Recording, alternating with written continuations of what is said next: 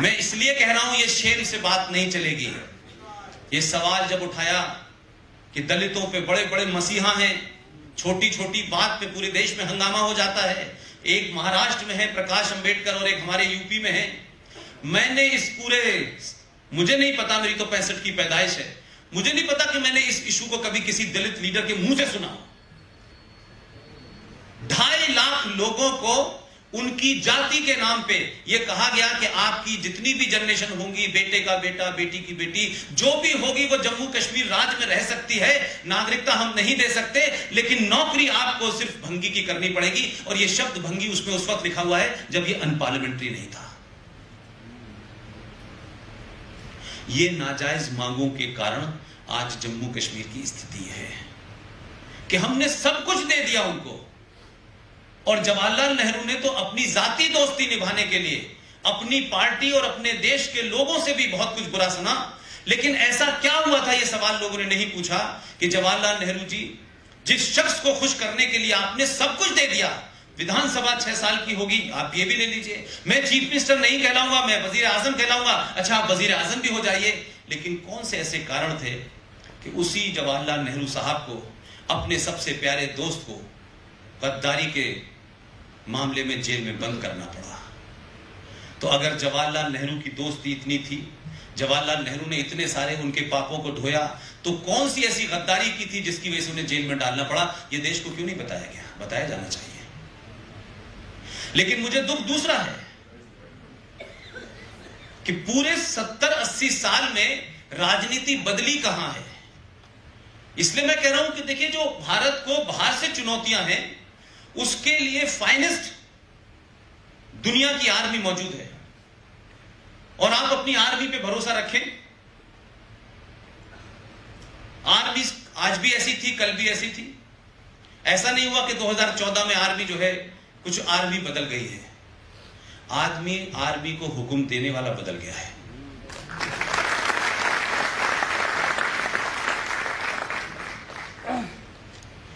तो जितने भी बाहर के आपके संकट हैं, उसके लिए आर्मी है, वो लड़ेगी। आपके यहां रॉ है, आईबी है, तमाम खुफिया एजेंसीज हैं।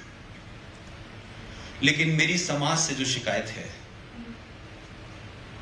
कि जो आपके देश के अंतर के संकट हैं, उससे आर्मी नहीं लड़ेगी, उससे समाज को लड़ना होगा, आपको लड़ना होगा, मुझे लड़ना होगा। और ये तमाम सारे तत्व पिछले 70 साल की राजनीति के चलते इनकी जड़ें इतनी मजबूत हो गई हैं, इतनी मजबूत हो गई हैं कि अभी कई सालों तक मोदी जैसे लोगों को सत्ता पर रखेंगे, तब जाके कुछ होगा। मोदी मेरे लिए प्रधानमंत्री से ज्यादा सिंबल है। मैं कोई उनकी पार्टी का नहीं हूं। मोदी के आने से सड़कें बनी, मोदी के आने से सैटेलाइट ये गया, ये तमाम सारी चीजें विजिबल हैं। विकास हुआ, ये सब होता रहेगा, कुछ कम हुआ, कुछ ज्यादा हुआ, अयोध्या में मंदिर नहीं बना और SC स्टेट पे हो गया, ये शिकायतें बहुत सारी होंगी आपको। लेकिन मैं जहां पैदा हुआ वहां, और जहां 12 साल मैंने नौकरी की, जो मैंने देखा है वो आपने नहीं देखा। 2013 में मैं पाकिस्तान में था उस वक्त, और वहां का जो जनरल इलेक्शन था उसे कवर कर रहा था। 2014 में भी मैं गया जब इस देश में सरकार बदल गई। मैंने लोगों के चेहरों पे खौफ देखा था। जो कुछ भी आपने बताया, जो कुछ भी लोग उनको एक वजीर आला की हैसियत में जानते थे गुजरात के, जो कुछ भी उनकी तकरीरें थी, उससे लोग सहमे हुए थे। और जब ताजपोशी दिल्ली में हुई तो लोग इस बात से परेशान नहीं थे कि अब क्या होगा, और जो हुआ है वो मेरे लिए महत्वपूर्ण है।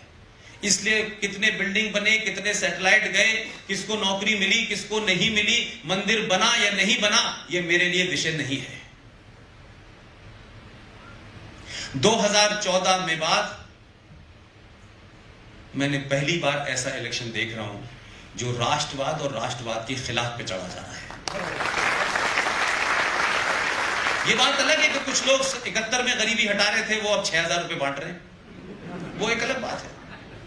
लेकिन समाज के अंदर जो फर्स्ट स्टेज होती है बदलाव की, उस बदलाव के कारण आप यहां बैठे हैं और मैं आपके साथ में हूं। यह बड़ा बदलाव है मेरे लिए, क्योंकि जब तक समाज की सोच नहीं बदलेगी, हम सरकारों से हर काम की उम्मीद करेंगे, हम सेना से हर काम की उम्मीद करेंगे, यह जस्टिफाई बात नहीं है। समाज का इस मतलब नहीं है कि आपने नौकरी कर ली, आपने खाना खा लिया, आपने मकान बनवा लिया, आपने कार खरीद ली, यह आपका काम बहुत छोटा सा है। अगर समाज जागृत होता तो जिन 5 करोड़ बांग्लादेशी मुसलमानों की बात सुप्रीम कोर्ट कह रही है, वो इस देश में नहीं बसते।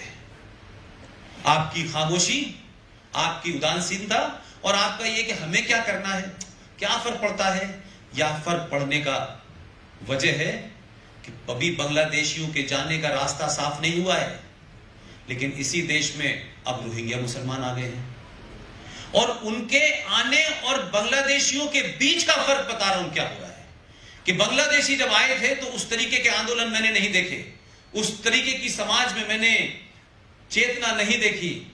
लेकिन जैसे जैसे आपका राष्ट्रवाद बढ़ता है, जैसे जैसे राष्ट्रवादी ताकतें बढ़ती हैं, इस देश के दुश्मन उतनी ही ताकत से चिल्लाते हैं, उतनी ही ताकत से हमला करते हैं।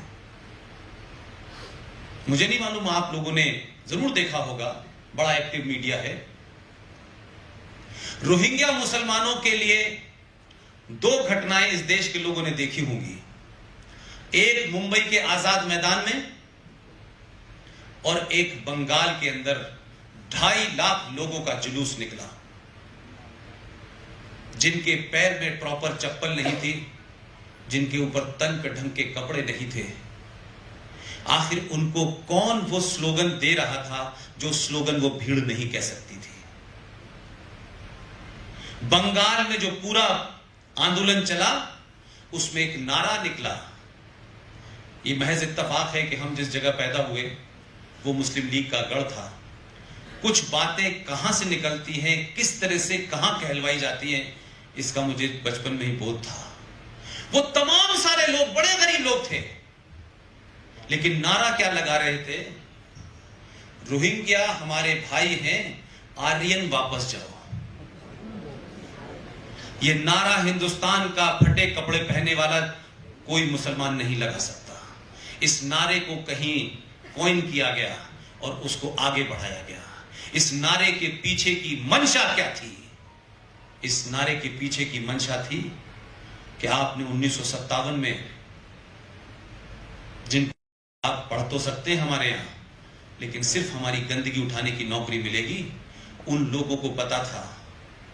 उस जमाने भी जिन्ना साहब ने एक बड़ा चलाया था, मुसलमान दलित भाई भाई, और इसी के तहत आप बंगाल से मुस्लिम लीग के एक लीडर को लेके गए थे अपने साथ और कहा कि तुम्हारे साथ भी जातियां इन्हीं हिंदुओं की अपर कास्ट ने की है जो हमारे साथ की हैं, इसलिए हम दोनों भाई भाई हैं। और एक शख्स को बंगाल से लेकर के आप गए और कहा कि आप चलिए पाकिस्तान, और आप पाकिस्तान का पहला लॉ मिनिस्टर बनाया, वहां का संविधान भी उस आदमी ने लिखा।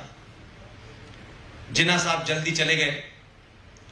जब उस शख्स के पास ये खबरें आती थी डेली कि पाकिस्तान में उस वक्त 9.5 या 10% दलित थे, कैसे लड़कियों का रेप, जो आज हो रहा है, जो आज हो रहा है पूरे पाकिस्तान में, जो पूरा का पूरा हैदराबाद का इलाका है, सिंध का इलाका है, वहां जो कुछ हो रहा है वो उस वक्त भी हो रहा था जब जोगिंदर नाथ मंडल साहब, जो दलित लीडर थे मुस्लिम लीग के, जब उन्होंने कहा कि यहां दलितों के साथ रोज रेप होता है, उनको मारा जाता है, उनको किडनैप किया जाता है, तो पहले प्रधानमंत्री लियाकत अली खां, जो अलीगढ़ मुस्लिम विश्वविद्यालय से गए थे, उन्होंने कहा कि आपको जिन्ना साहब लाए थे, बेहतर है कि आप चले जाएं। इस देश को नहीं पता, दलित लीडरों को नहीं पता कि जोगिंदर नाथ मंडल, जो पाकिस्तान का पहला लॉ मिनिस्टर रहा, उसने संविधान भी लिखा, उस बेइज्जती के बाद इस हिंदुस्तान के किस शहर में आके वो समाप्त हो गया, उसका पता तक नहीं है किसी को। और ना ही किसी दलित लीडर ने पूछा कि भाई जोगिंदर नाथ मंडल, जो दलित मुस्लिम के भाई भाई के नारे पे पाकिस्तान गए थे, वो कहां खो गए, कहीं मूर्ति वूर्ति है उनकी कि नहीं है। इसलिए मैंने कहा कि जोगिंदर नाथ मंडल के जमाने से नारा जो है अब वो नए रूप में आया है। अब उस नारे का नाम है जय भीम जय नीम। इसलिए मैं कह रहा हूं कि अगर आप इस देश की कुछ घटनाओं को देखें तो आपको पता चलेगा कि आप जिन लोगों के बीच रह रहे हैं उनकी आपकी दोस्ती तब तक है जब तक आप 70 हैं और वो 20 हैं।